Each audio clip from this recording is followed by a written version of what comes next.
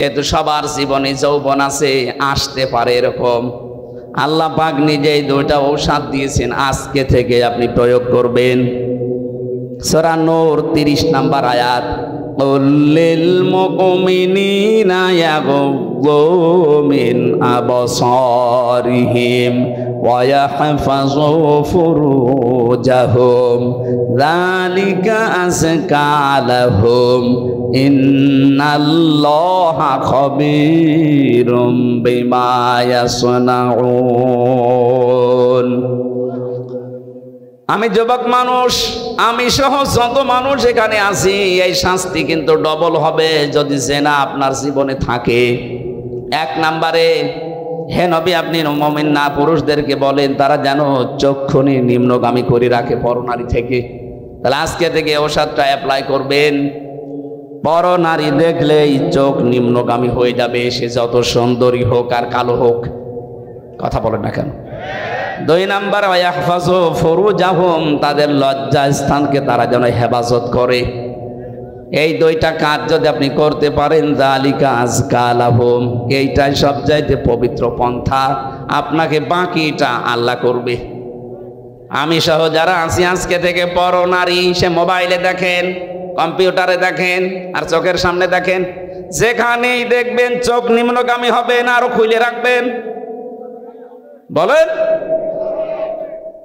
সুতরাং এই মুহূর্তে যাদের মোবাইলে এরকম কিছু আছে যেটা দেখলে আনন্দ লাগে, অন্য কেউ দেখলে লজ্জা লাগে, এই মুহূর্তে ডিলিট করা লাগবে। এরকম কোন মহিলার ছবি, ড্যান্স, অর্ধ উলঙ্গ উলঙ্গ যে সিনেমাগুলো যা আছে, যার কাছে যা আছে, এই মুহূর্তে ডিলিট করেন। করেন করেন, তাড়াতাড়ি করেন। 30 সেকেন্ড সময় দিলাম, নেন। না না, ওয়াজ কিসের? ওয়াজ শুনতে এসেছে, এক্ষণে আমল করা শুরু করা লাগবে।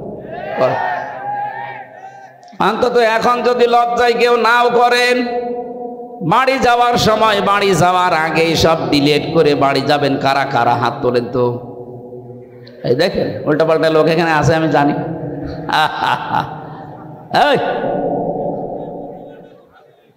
যারা আছে বাড়ি যাওয়ার আগে এগুলো শেষ করে যাবে। জেনা থেকে বাঁচা এটা আল্লাহর রহমত ছাড়া সম্ভব না। বিশেষ করে আমাদের যে জামানা চলছে এখন, তো প্রত্যেকটা জায়গা জেনা দিয়ে পরিপূর্ণ করে দিয়েছে। বিশেষ করে 15.5 বছরে যা করেছিল, কথা বলেন ঠিক কিনা? জাতিকে আমাদের বাঁচাতে হবে।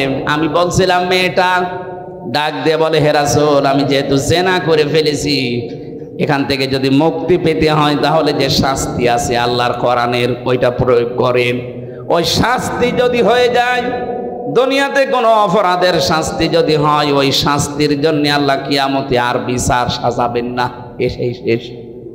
আপনি যদি চুরি করেছেন, যদি হাত কেটে দেওয়া হয়, তাহলে কিয়ামতে এই বিচার আল্লাহ করবে না। মানুষ হত্যা করেছেন, দুনিয়ায় যদি আপনাকেও মেরে ফেলা হয় বা দিয়ত দিয়ে যদি আপনি পার পেয়ে যান, তাহলে আপনাকে কিয়ামতের দিন আল্লাহ আর বিচার করবে না। জেনা করেছেন, বিচার হয়ে যাক, কিয়ামতে আল্লাহ এই বিচার আর করবে না। তাহলে আমার প্রশ্ন হচ্ছে, যারা 15.5 বছরে জুলুম, অত্যাচার, নির্যাতন, গুণ, খুন, আয়না ঘরের সাথে যারা জড়িত, তারা এই অপরাধগুলো যদি মাফ করাতে চান, যার কাছে অপরাধ করেছেন তার কাছে স্বীকার করে ওর ক্ষতিপূরণ দিয়ে দেন। আমি কথা বোঝাতে পেরেছি? আপনি আয়না ঘরে রেখেছিলেন যাদেরকে, তাদের কাছে যে বলেন যে তোমার বিশাল ক্ষতি করে দিলাম। এই যে ব্যারিস্টার আরমান, আমান আজমি সহ আমি 14 বছরের মানুষ ওখানে দেখেছি আছে। কেউ 5 বছর, 7 বছর, 8 বছর, 10 বছর, 14 বছর পড়ে আছে। এত বড় বড় নখ হয়ে গেছে, চুল দাড়ি গোপ, মনে হচ্ছে কেউ জঙ্গল থেকে বেরিয়ে আসতেছে। রিমান্ডে যখন আমার মাটির নিচে নিয়ে যেত, কিছু মানুষকে দেখেছি এই নখ দিয়ে খসিয়ে খসিয়ে ওই দেওয়ালের সাথে মাটির নিচে লিখে রেখেছে, ভাই যদি কেউ বাইরে যেতে পারেন তো এই নাম্বারে জানাবেন যে আমি বেঁচে আছি। আমি টের পাচ্ছি। একটা মানুষ 10 বছর, 14 বছর জানে না যে কোন বছর চলছে, জানে না এটা যে কি মাস তাও তার জানা নেই, কি বার তাও জানে না, কয়টা বাজে তা তো জানেই না। অথচ তার মাথার উপর দিয়ে গাড়ি ঘোড়া চলছে, মানুষ চলছে, হালকা আওয়াজ পাওয়া যেত। এই ছেলে, এখানে কি করেন? কি ইয়ার কি মারাস নাকি? দেন না মেয়ে দেন, হ্যাঁ এখান থেকে যান, যান এখন যান। আবার দাঁড়িয়ে আছে কোন কারণে? যান এখানে যান, হ্যাঁ কথা বলা যাবে না। কি কঠিন ভয়ঙ্কর পরিস্থিতি শুনলে আপনাদের ভয় লাগে। আর আমরা নিজে ফ্রেশ হয়েছিলাম মাত্র 10 দিন, আমি তাই পাগল হয়ে গেছি।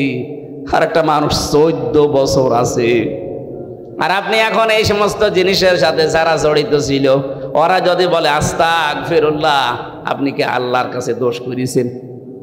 আপনি দোষ করেছেন যার কাছে? এরকম বহু মানুষ এই 15 বছর আপনার কারণে ব্যবসা করতে পারে নাই। হ্যাঁ কথা বলেন না কেন? এই 15টা বছর আপনি চাঁদাবাজি করেছেন, তার অর্থনীতি নষ্ট করে দিয়েছেন। বহু মানুষকে 15 বছর তার জায়গা মতো উঠতে দেননি। এটা বানিয়ে বললাম? বহু মানুষ ওপরের চেয়ারে ওঠার কথা ছিল, আপনি 15 বছরে তাকে উঠতে দেননি। আজ ডক্টর মোহাম্মদ ইউনূস চরিত্রবান মানুষ চাচ্ছে। চরিত্রবান মানুষ দেন, আমি বিভিন্ন জায়গায় বসাবো।